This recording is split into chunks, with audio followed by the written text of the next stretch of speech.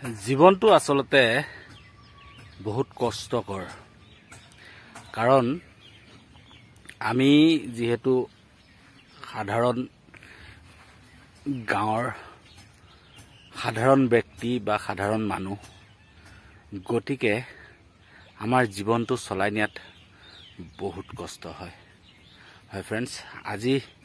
আসলতে এতিয়া মই য'ত উপস্থিত হৈ আছো এই ঠাইখিনিত মানে জিৰণি ল'বৰ কাৰণে এই জোপাই গছ এতিয়া বৰ্তমান এই গছজোপাৰ তলত বহিছো আৰু বহুত গৰম লাগিছে আসলতে কিয় আহিছো সকলোবোৰ কম আপোনালোকক মই আজি ৰাতিপুৱা খোৱাৰ পৰা উঠাৰ পিছত মোৰ এখন সৰু এখন গাড়ী যেনে ট্ৰেক্টৰ এখন আছে এই ট্ৰেক্টৰখন আসলতে বিশ্বকৰ্মা পূজাৰ দিনাখনৰ পৰা ঘৰতে বহি আছিল আজি হঠাৎ এটা ভাড়া পালো আৰু ভাড়া পাই ড্ৰাইভাৰক নামাতিলো আৰু কাৰণ এজন ড্ৰাইভাৰক মাতিব গলে গোটেই দিনটোৰ কাম শেষ কৰাৰ পিছতহে ড্ৰাইভাৰজনক যদি মই হাজিৰাটো দিবলৈ যাওঁ তেতিয়া হলে মোৰ পোছাব এটা দুটা ভাড়া মাৰি ড্ৰাইভাৰক টকা দি গাড়ীখনৰ মানে খৰচাটো নোলায় গতিকে নিজেই আসলতে ট্ৰেক্টৰখন চলালো এতিয়ালৈকে দুটা ভাড়া মাৰি দিলো আৰু অত্যন্ত মানে গৰম আজি আৰু এই গৰমৰ চোতত থাকিব নোৱাৰি এতিয়া বৰ্তমান গাড়ীখন লগাই থৈ আহিছো আৰু লগাই পেলে এই গছডালৰ তলতে জিৰণি লৈছো ফ্ৰেন্ডছ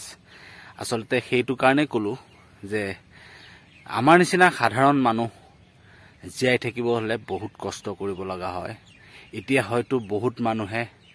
এচিৰ তলত বহিছে খুব ধুনীয়াকৈ এচিৰ হাৱা খাই আছে কিন্তু আমাৰ নিচিনা সাধাৰণ মানুহে আমি কি কৰিছো আপোনালোকে দেখিছে কিমান কষ্ট আসলতে মই আপোনালোকক দেখুৱাম মই কত মোৰ আজি ট্ৰেক্টৰখন ভাড়াত লৈ আহিছিলো সকলোবোৰ দেখুৱাম চাওক এয়া মোৰ পিছফালে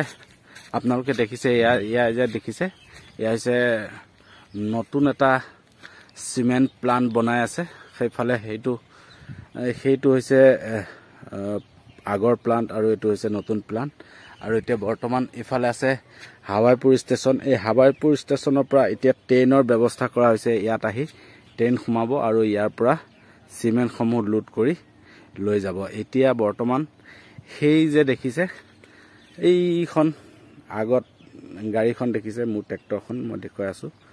সেইখন এই ট্ৰেক্টৰখন মই তাত ৰাখি থৈছো কাৰণ তাত কেইটামান বস্তু লোড হ'ব আৰু সেই লোড কৰাৰ পিছত সেই বস্তুখিনি কি কৰিব লাগিব এই অলপ আগত পেলাবগৈ লাগিব এই এনেকুৱা ধৰণৰ কামৰ কাৰণে আসলতে আজি আহিলো এই আমাৰ গাঁৱৰ সৰু মোৰ লগৰ মোৰকে সৰু আৰু ভাইটিহঁতে কাম কৰি আছে এনেকে ৱালৰ কাম কৰে ইহঁতে আজিকালি এইবিলাক ৰেডিমেড ৱাল তেওঁলোকে বনাই এনেকে গোটেই প্লান্টৰ গোটেই বাউণ্ডাৰীত তেওঁলোকে ৱাল ফিটিং কৰিব সো ফ্ৰেন্ডছ তালৈ আহিলো আসলতে সেইটো কাৰণে কলো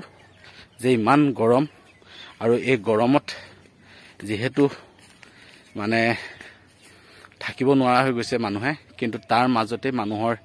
জীৱন জীৱিকা জীয়াই থাকিবৰ কাৰণে ইমান কষ্ট কৰিব লগা হৈছে গতিকে সাধাৰণ মানুহ হৈ জীয়াই যদি থাকিব হয় তেনেহলে বহুত কষ্ট কৰিব লাগে